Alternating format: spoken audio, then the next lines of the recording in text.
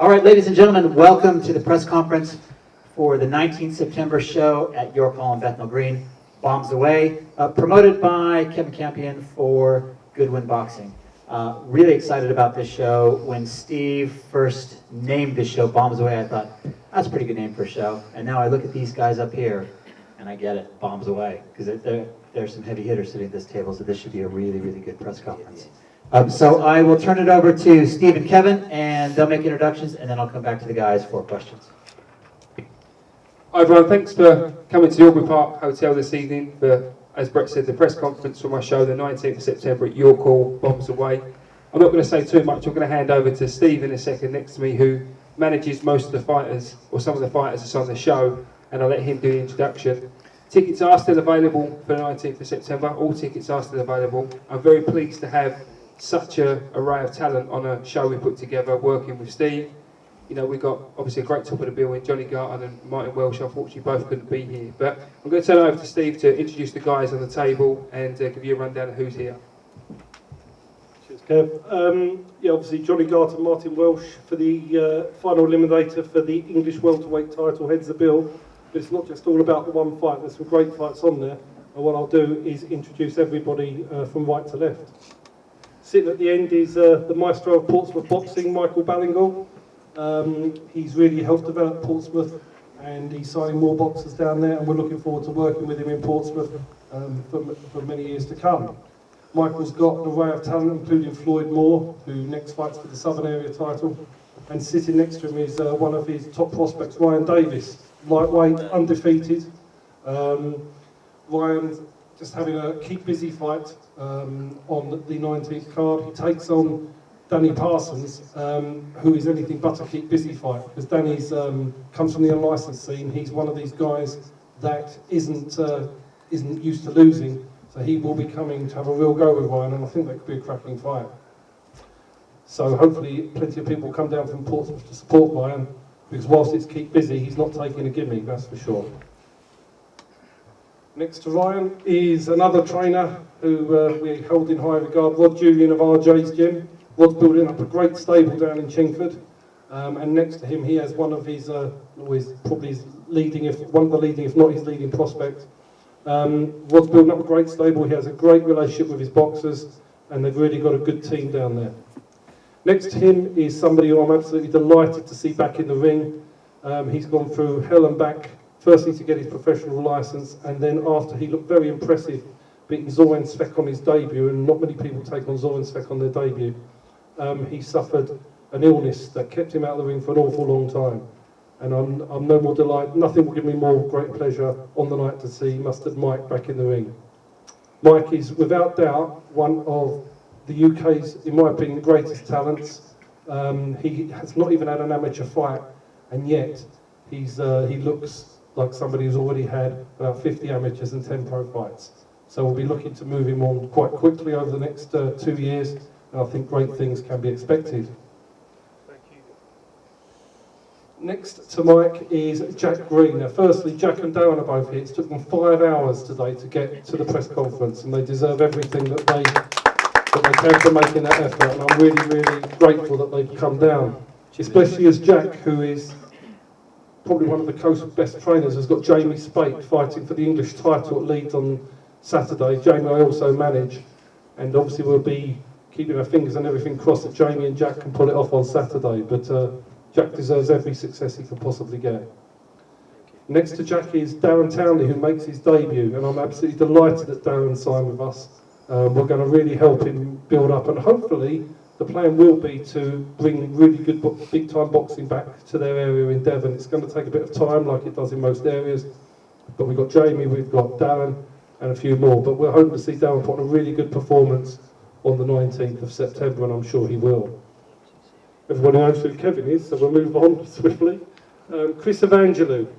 Chris is, without doubt, a welterweight that's got still massive potential to fulfil. As an amateur, he was a really superb amateur, and I'm sure even Chris will agree that as a professional, he's yet to show what he's capable of. He's coming back after injury, and he's fighting Stanislav Ninkov, who's a very tough Bulgarian in this fight. But within 12 months, I'm sure we'll see Chris heading and winning major titles. Next to Chris is his father and manager, Costas Evangelou. And I want to say before I start that Costas is one of the nicest people in boxing and a real pleasure and honour to deal with, and I'm so grateful that he puts his boxers in our shows. They are lovely people. He's also not only a nice person but a good manager and looking after his sons. Who else would be better to look after them? And he does a great job and he's a great dad to them. Further on from Costas, Kay Prosper. Not many people really have heard of him and they should have done by now. Kay Prosper is, without a shadow of a doubt, one of the UK's brightest talents, and it's probably a sin that he's not already a TV star. But that's how life is, and we're delighted to have Kay on our show on the 19th of September. Next to Kay, Terry Stewart. Anybody that's watched James DeGale's career would know Terry. He works with Jim McDonnell with James DeGale, and I'm hoping that over the next few years Terry will become a big name in his own right as a trainer of many boxers. He's a trainer that we definitely will be helping and supporting. Moving on from Terry, the General. Ajit Sharif, this man has balls of steel. I had the pleasure of having dinner with Ajit and his trainer Andy Edge last week, and we discussed Ajit's career so far. He went to 3-0 very quickly before taking on the Latvian giant, and he came unstuck.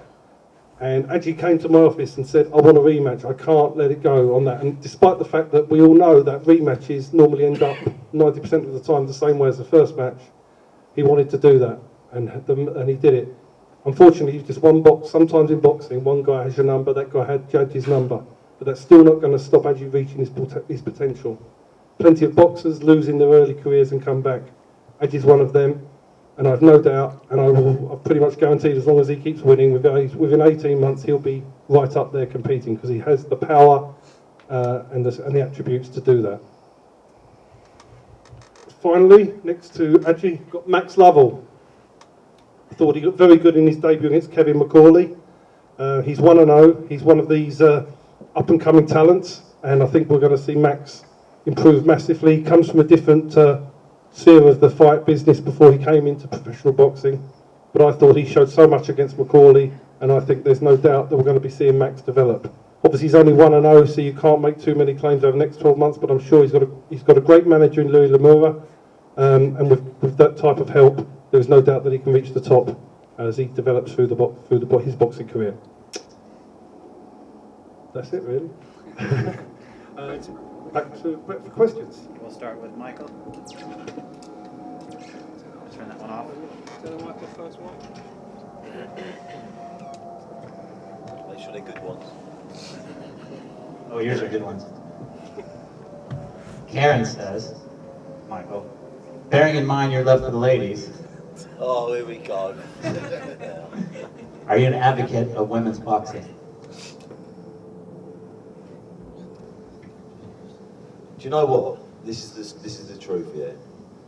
Years ago, I used to watch women's boxing and I used to think the quality was pretty poor and that, and I was totally against it. Not against it, but I just wasn't really interested. But like as time's gone on, the quality of boxing, you can't really tell the difference anymore. You know, and there's some big names that go alongside like men's boxing as well now. So, yeah, I think it's a great thing in that, and yeah. Nothing against it at all. All right, and Lewis says, I saw you on the Goodwin trip to Turkey. Do you play an active role in training the boxers? Is this about in Turkey? Yeah. Well, I was a little bit sort of I had a back problem, so I've done the best I could. I couldn't participate in the runs and anything like that, but in the gym and trying to keep law and order with some of the boxers. You know, yeah, I played an active role, yeah. Ask the boxers that. Any questions for Michael from the audience? All right, we'll go over to Ryan Davies. All right, Ryan, Wayne says you're 6-0 with 3 KOs. When do you think you'll be ready for a title? We just got to slowly build up, really. I've still got a lot of learning to do as well, so I'm not really in any rush. So yeah, whenever it happens, it happens. And good follow-up to that, Chris says, you're in a tough division with a lot of good boys about. How far do you think you'll realistically be able to go? I don't really know the answer to that until just keep progressing along. I'll go as far as my talent will take me, really. Better to work hard at it, so we'll see. Any questions for Ryan from the audience? Okay, move over to Rod.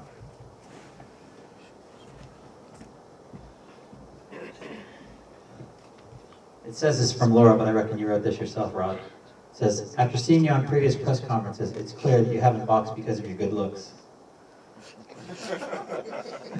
So, how can you train? Sorry, go on. So how can you train professional if you haven't boxed before? Well, that's a good question. End of the day, you can go and put that question out all over the world. Angelo Dundee, Virgil Hunter, Teddy Atlas didn't really do anything. I can go on and on and on, but my insight and my aspirations for boxing is proving positive now. I mean, look down my camp, from Mustard Mike here, to Sahel Hamid, training Michael Divine, Brady O2, next Saturday with Tommy Martin. So I don't suppose I'm doing too bad. I suppose I know what I'm doing a little bit, but obviously if you go through, there's probably 7, 8, 10 coaches in the world that have never boxed, and probably the best coaches of all time. So that's a blunt answer for that person, yeah. Bam. Yeah, no, that's a good point. I think you've got a great camp and doing fantastic things with these guys.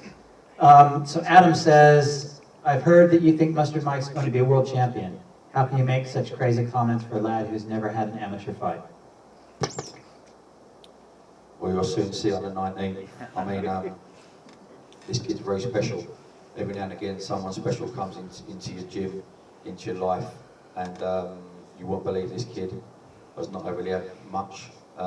He was blessed with a gift.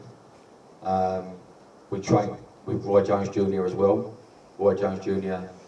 is a big fan of Mustard Mike. Why would he like him? Why would he praise him if that's not the point? I've just come back from training with Kell Brook and Kid Galahad, so that's something that novice coaches don't normally do in it.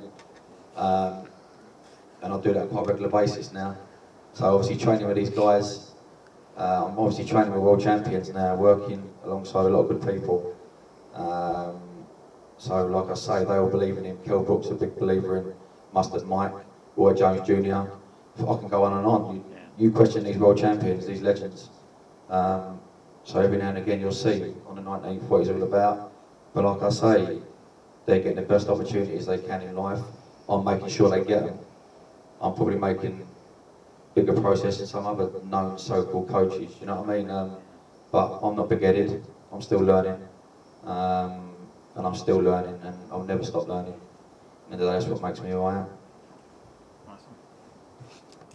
Any questions from the audience for Rod? Okay, we'll move over to Mr. All Day Long. All day long. That's right. All right, Mustard Mike. Joe says, Mustard, where have you been? I've been training hard, been working hard, studying. Yeah, I'm back now, so just looking forward to the 19th. Is that on? There you go. And Carl says, I saw Roy Jones Jr. give you a shout out on a video on Facebook. What's your relationship with him? Roy is just a very good friend of mine.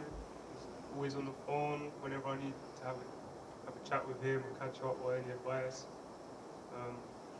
You know, I'm just blessed and happy to have someone like that around me, along with Arj, Nicky Cunningham.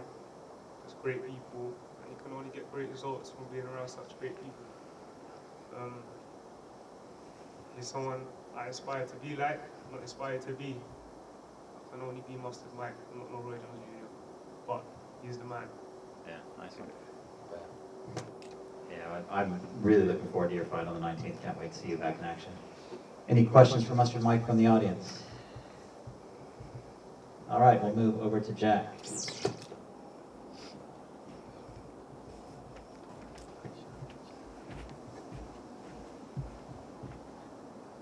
All right, Jack, you train Jamie Spate as well as Darren Townley. Jamie fights for the English title soon. How do you rate his chances from Paul Kelly? Providing the training camp that we've done over the last 8 weeks, we're definitely going to Leeds on Saturday to win the English title. Coming off the back of a great win against Ian Bailey, who's highly underrated in my opinion. You give Ian Bailey 10 weeks notice, he's a completely different fighter. I'm sure many will agree. But 100% we are confident coming back Saturday evening and giving the Goodwin team first English title to bring to their promotion and team. So yes, I have every confidence.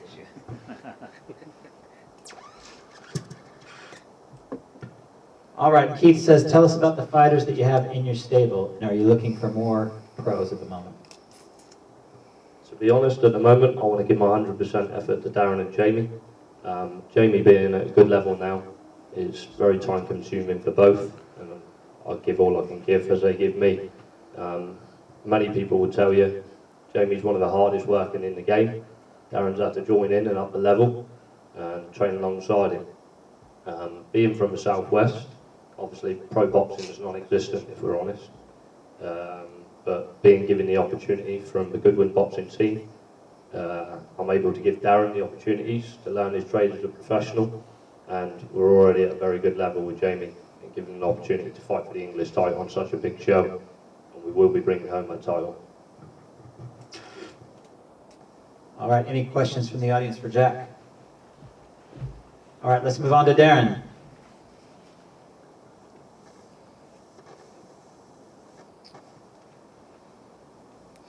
Philip says, Darren, you're known as the Terminator. Can you tell us why and how you got that nickname?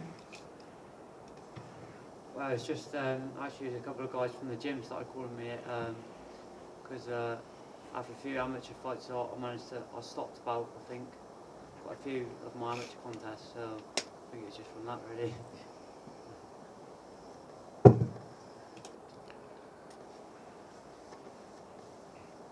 And Jeff says you're from Torquay. Boxing started to come alive down there a bit now. What do you put this down to?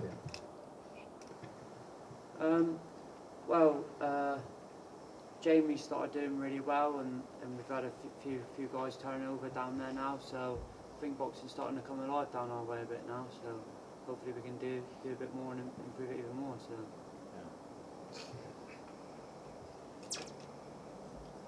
Any questions?